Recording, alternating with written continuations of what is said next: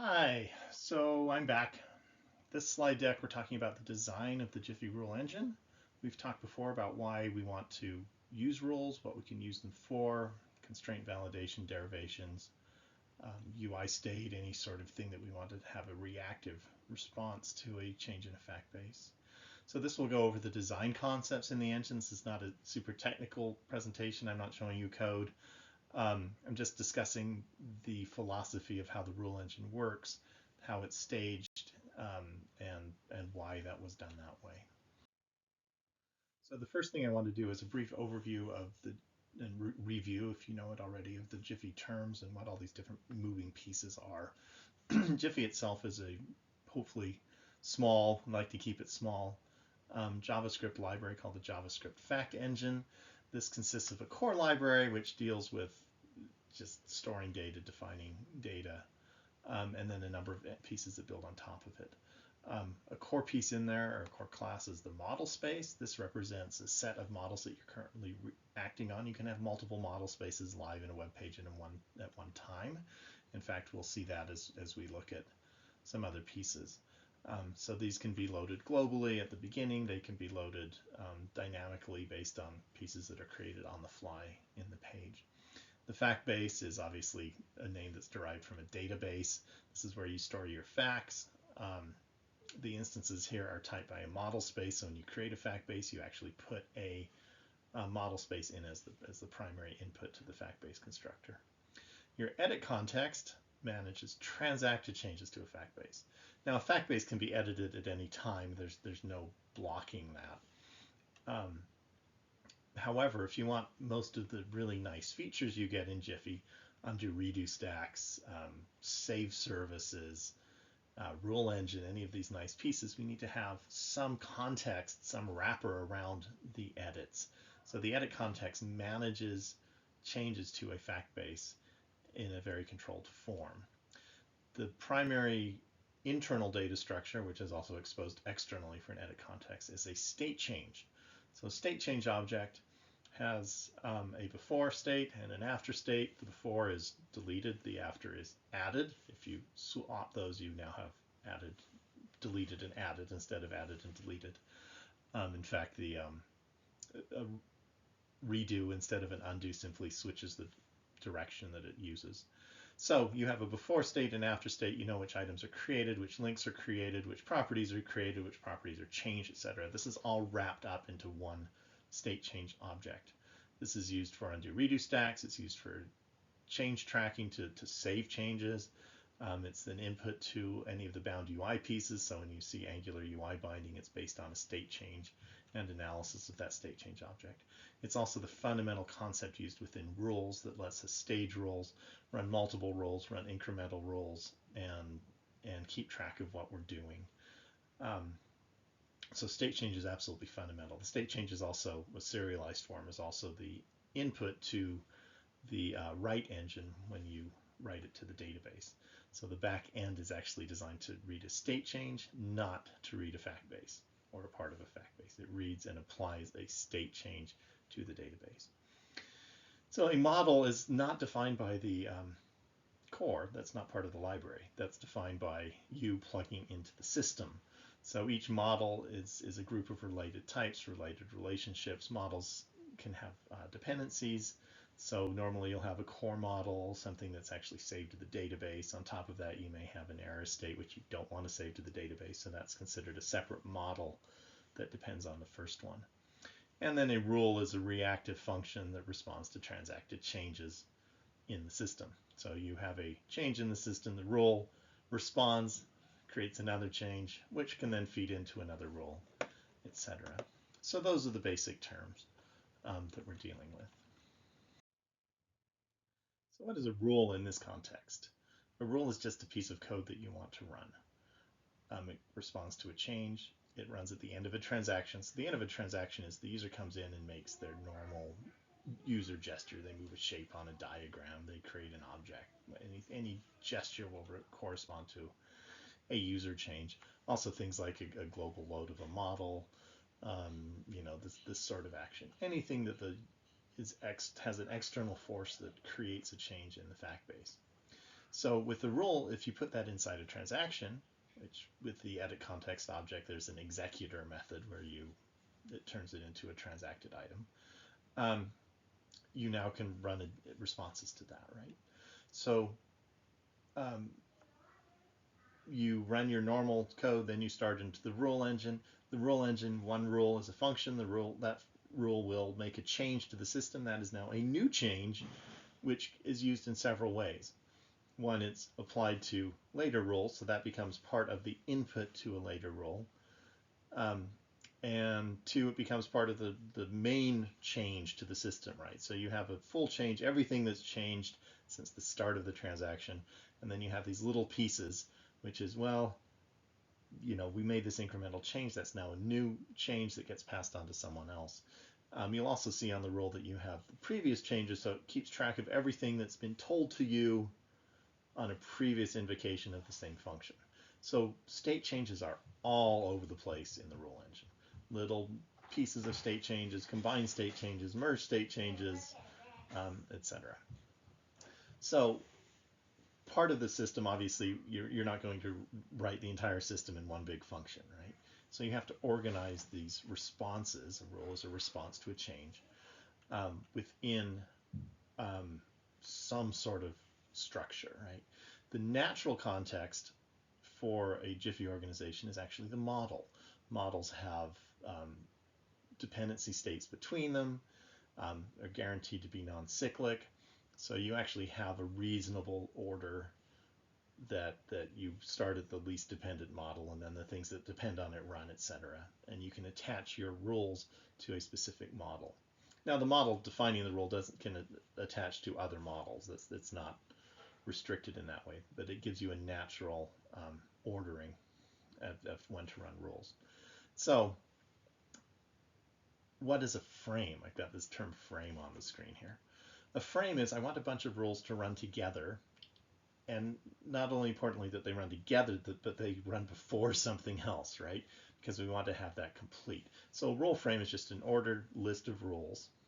You can have multiple frames within a model. You don't have to specify multiple frames for one model, but you can. So you have three pieces of ordering: the model, then the frame number within that model, and then each of the rules can also be given a priority. If it doesn't matter, you don't have to.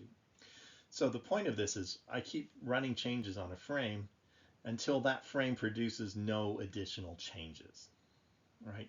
This allows recursion, right? So you can have one fact type that depends on another fact of the same type and is used recursively in its derivation. But eventually you want this to settle and no additional changes will be made. Okay, once that is done, the frame is considered complete. Frame's done. We're not going to run it again. We don't come back. Okay, effectively what this means is now your state at the end of that frame is fully asserted, right? You may have done derivations, you may have put rules in that created objects and facts and populated your model, but once that frame is done, it doesn't matter, right? It's the same as any other change. You have a record of your change in the state change that not only runs for that frame, but from the beginning of the transaction.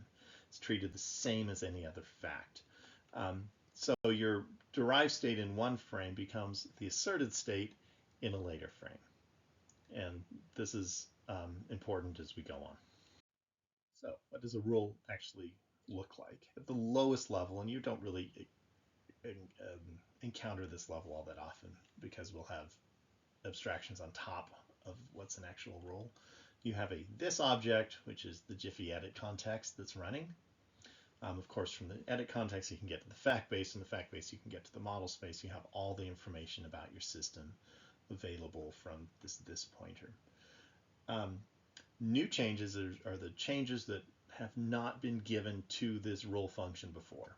So for the first call, it's everything that was done by the user up to that point, right? Previous changes is if a rule is invoked a second time, these are the cumulative changes that have been sent there before as new changes. So new changes are sent once, they're merged into previous changes, and you see those again later.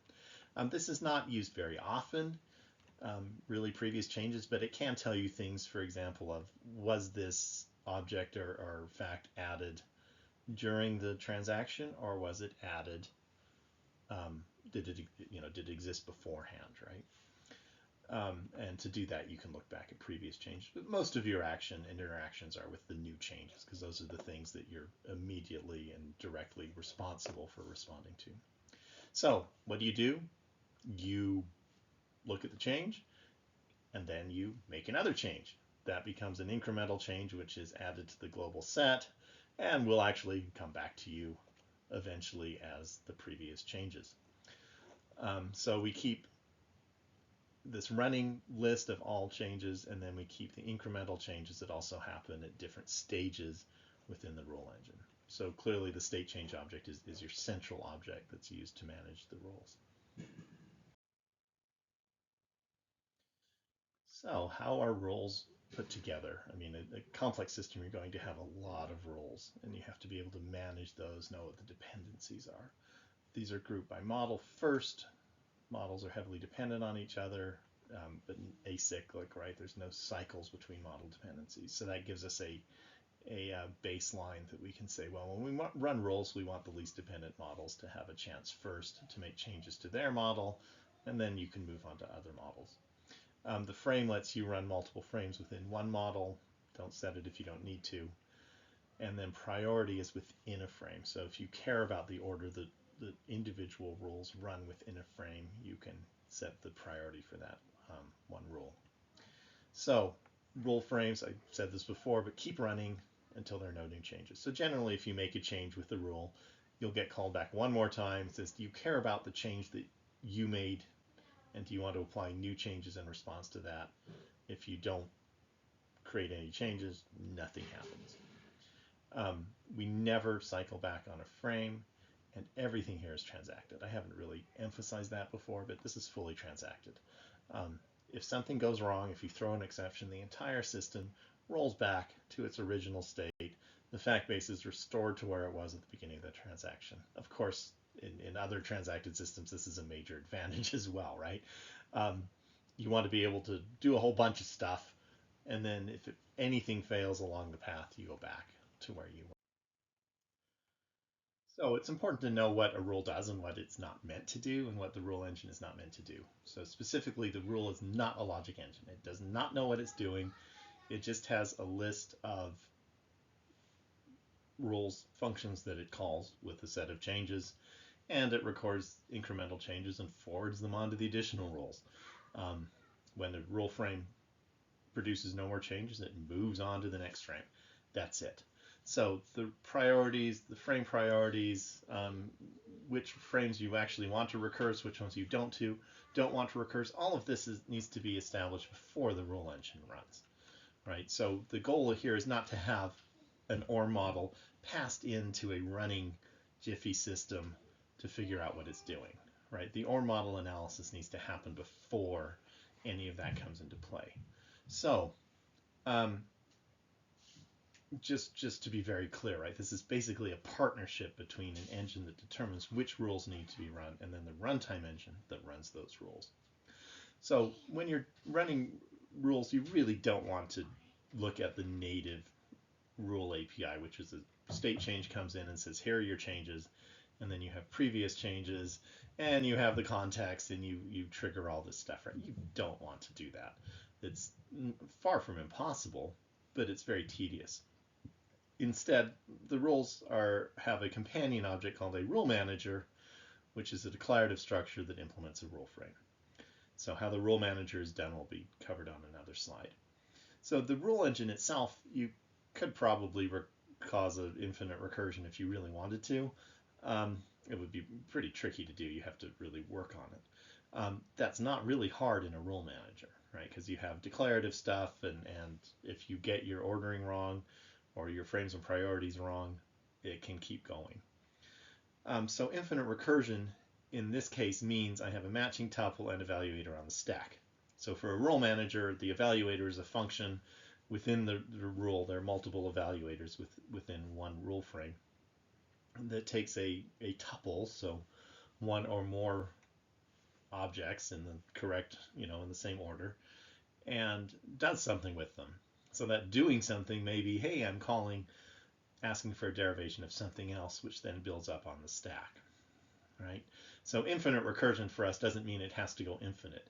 It just means that you're asking the same tuple, which is given a signature, and the same evaluator to evaluate while it's already on the stack. So it's a very, very basic but very effective mechanism to block against recursion. I want to take a second to talk about this because in other systems, for example, data log, the whole point and one of the major pieces in that philosophy of working is a proof that at compile time, right? So you don't have data, you just have the types. Once you know the types, you know the definitions, you can determine at the type level what can possibly recur and cause an infinite recursion, then you block that as an invalid rule.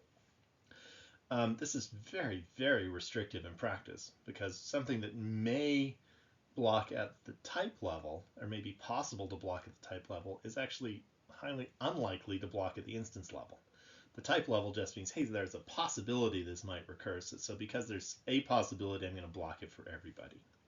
So if you're plugging data into a system that actually produces infinite recursion, you need to know what that data is. But this will not blow up. It will just say, hey, there's a problem. Transaction ends, everything rolls back, you're done. Okay, so it does catch that. Just don't think because this is not a logic engine that does this analysis up front that this will just blow up in your face if you put bad data into it, because it won't. The stack is tracked, and any attempt to evaluate the same tuple with the same evaluator when it's already on the stack will throw and end the session and the transaction. Okay, so the rule manager is the easy way to implement a rule frame. Again, you don't want to say, hey, I have a rule and let me look at the change set and all this other stuff and start changing at that level. You really don't want to do that. The rule manager breaks this into a declarative system that makes it much, much easier to implement your rules. Now, I will tell you up front, if you ever look at the code for this, it's a lot of numbers. This is not really designed to be super friendly to a programmer. It's designed to be really very, very close to the engine. So if you have a chart that says the first row, this is what the 0 means. You know, the first column can be 1 through 5. The second one is actually a roll number index. The third one is also a roll index, etc. But it looks like a bunch of numbers when you're looking at the pathing. So it's not pretty. That can be cleaned up over time, but for now, the goal of the rule manager was really an output from an engine that wrote the rule for you, right? So we'll get there. Right now, occasionally you have to write one of these things, and I pull the chart out and say, okay, what does the 0 mean? What does the 1 mean? But there are 3 concepts that we deal with on a rule frame. One is a path. So the path says, if there's a change, walk this path through the role space. So if I change a link, figure out the thing it used to be linked to on this role, and if that's involved in a derivation, I need to get the rest of the tuple associated with the derivation. So when you're talking about a derived fact type or derived link in JFE, you really you need the role players, right? I need to know the tuple of these are the things that play the roles that go in. And then the next question is that true or not, right? Is the derivation true or false? This is a fact system. You only have true or false. So we do 2 things. We path from a change, and then we project out of that path onto tuples. When your tuple is complete, it is then sent to an evaluator after all the pathing is done. Okay, the evaluator is function. This is where your actual code is, non-declarative, that says, is that tuple true or false? Okay, again, it's a fact system. If it's true, it keeps the fact as a derivation. If it's false, it removes the fact. Okay, so that's really the basics of what you need to do. Now, the pathing is not as trivial as it sounds, right? Because you're moving across multiple states of the model. You have a before model, which is the deleted state. You have the current model, and then you have the after, which is the the prior state before anything changed plus the additions, right? So the after is just the additions. The current is the prior plus the additions minus the deletions, right? So when you're pathing, put a path in, it's not only walking the current state, it's watching the additions and the deletions and traversing back and forth between the deleted state, the current state, and the added state, the after state, all automatically for you. So there is no chance in here to say, well, I want to apply this condition, right? Because the condition is actually really hard to figure out because you need to then know what state you're looking in. And it's not something you want to plug custom code into the middle of. But anything you can do with the role path, you can do with a role manager path, right? So once it's determined that I have a full tuple and that everything in there is actually in the current state, meaning so it's not deleted, then it will call an evaluator for you.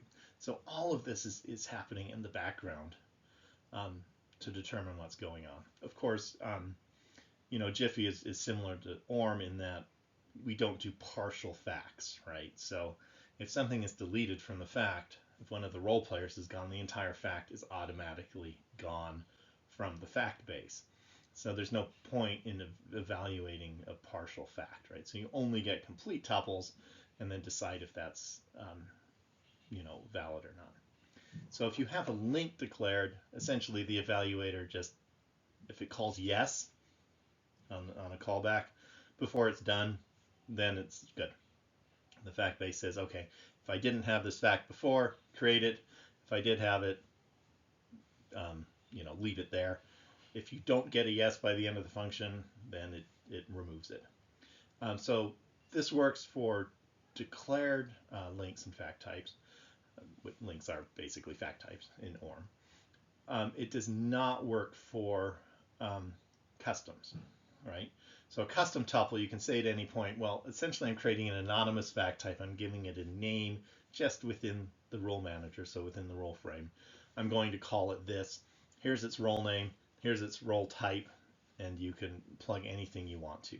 Obviously, in that case, I don't know what it relates to in the model, so it's up to the evaluator function to actually create the objects, create the links, remove the links, etc. You can recurse on these. So within an evaluator function, you can call derive back on the engine, same place you call yes, and that will make sure that another related fact that it needs has been derived during this system. So that should be derivable within the same role manager, right? Within the same frame. You rarely need to do this because if you order your rules correctly, the dependencies are done before you make the call. So this really only happens when you have things that are codependent on each other and you have to, call back and forth. So that is supported as well. In other words, this is a very rich system. You can do an awful lot with this. At the same time, it's not something you really want to spend a lot of time writing yourself. You want an engine to do this, and that's really where much of the investment from ORM Solutions is going to be in the next year, is making sure that all of our constraints, derivation rules, etc., can automatically produce rules that can be evaluated and rule managers that can plug in to a system. Okay, so a lot of times in this presentation elsewhere, I've kind of been fairly loose about derived and asserted fact types. I've said, well, what's derived in one frame is asserted in the following frame, right? It just exists. JFE technically does not care whether you have an asserted or derived state. It doesn't distinguish. There's no meta information in the JFE model that says this is derived. It doesn't matter. This was done very intentionally. So what does asserted usually mean, right? Asserted means that some external force, some program outside your logic system or your fact engine is producing data for you, right? So technically everything in the world is derived at some point, right? Even, your user has to think it to put it in the model to fill in the data, right? There is some source for that data outside of a computer system. Okay, so if we care about asserted versus derived, and many engines do, What happens when I try to populate my own system from within my own system, right? Well, it actually changes the nature of the system, right? So you can have a system that's fully tested and says, hey, I'm an asserted system because my data is coming from external, right? Whether it's Python or JavaScript or however you want to get your data into the system, it's coming from external. Well, technically, the nature of those facts changes, or those fact types change, when you say, well, I'm now from within my system going to populate the model, right? So I'm going to write a rule within my system that produces that population from something else. Okay, so an example here is an XML loader, right? I have to do it quickly. I write a little program that says, look, I've created my model. I've got a nice ORM model for it. It's produced the JFE. I've got that in there. I now need to read XML, and I'm going to create an XML reader that writes directly to this model. Works fine. But at some point you say, look, it's really, really tedious to read XML directly. So what I'm going to do instead is model the actual structure of XML. I have elements, I have attributes, I have a parent relationship. It's not that hard of a structure to model. Okay, and now I'm going to write a rule that says, well, I'm going to take that XML model and I'm going to create the target model, not from the XML directly, but from the XML model. At this point, I've just changed my target model from asserted to derived, because I'm working from within the system instead of using an external force to populate it. So if these two states, asserted, derived, or if you're in data logger logic, extensional versus intentional, facts shouldn't be treated differently by the engine, right? If they are, then how you populate the model changes how the model behaves. And that's not good. Okay, so this was very intentional to not say, look, JFE has a derived fact type. It's just a fact. A rule runs, populates the link. I'm using link and fact interchangeably. And we move on from there. Now, in practice, of course, you do have asserted and derived facts, right? But once the fact is fully derived, and you know it's fully derived, you don't care that it's derived. You just treat it as a normal asserted fact. So you stage your rule frame such that the derivations for a fact are completed before that fact needs to be used. So put it in, get link, get obj, delete link, delete, do whatever you need to do to modify the JFE model in the rule to move that state from derivable and in derivation mode, active derivation, to asserted, and then everything after that just treats it like any other link. So those are my thoughts on asserted versus derived, and it's clearly very important in ORM. It's just intentionally not a distinction that's made within JFE itself. So that's the JFE rule engine in a nutshell. It's a small piece of code. It does exactly what you tell it to. What it actually will do will depend on an external engine to produce the rules and do the logic analysis and the dependency analysis and all the pieces that we put in there. But the rule engine itself is really just a runtime mechanism for producing this output. It's designed with a rule manager, so you can do things very declaratively. Here are the things related that input into my change, and then determine if the change is true or false. And then you get lots of those. So we'll see in other places where we can automate the system, where you can produce error state objects and easily determine if there's an error anywhere in your system with a couple of simple rule frames. But that's the overview. Okay.